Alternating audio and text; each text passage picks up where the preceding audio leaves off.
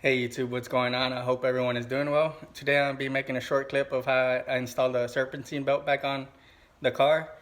I had a viewer ask a question. I had a hard time as well. The kit comes with instructions, and I recommend following those instructions, and if you can't get it on, take it to professional. That'd be my best recommendation.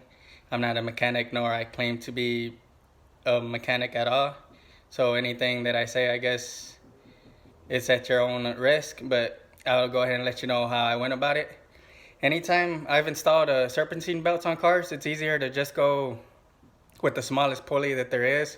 You don't want to get it over the crankshaft pulley. That's going to be the biggest one.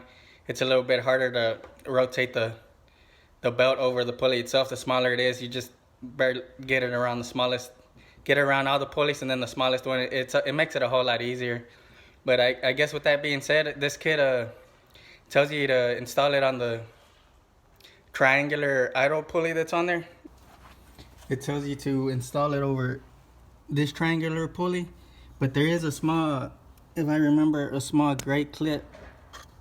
I can't get to it. A small gray clip, which is going to be that one right there, which it does get in the way. And when I was prying down on it, I was having a hard time. It was probably coming about halfway towards the boat, not even. And I already knew there's no way I was going to be able to get that on there like the way the instructions said. And on the diagram that they sent you, they show this is going to be the red idler pulley. I ended up having someone else helping me, but what I ended up doing was remove this bolt right here.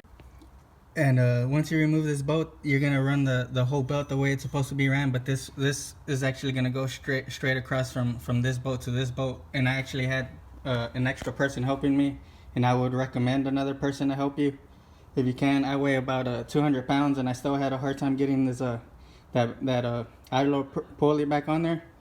But once that was removed,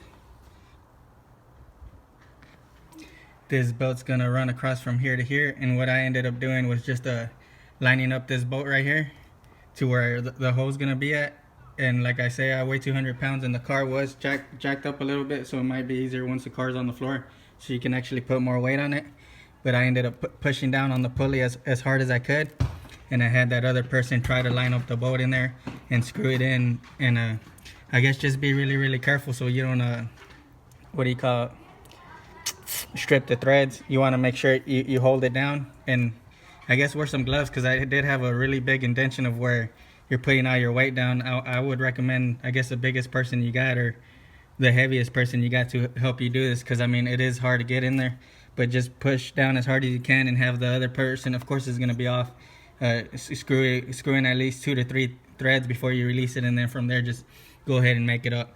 That's the easiest way, I guess, or the only way I was able to get it in there. But this other way of prying it, and that didn't work for me. And I guess if you have any questions on anything else, I mean, feel free to leave anything on the comments.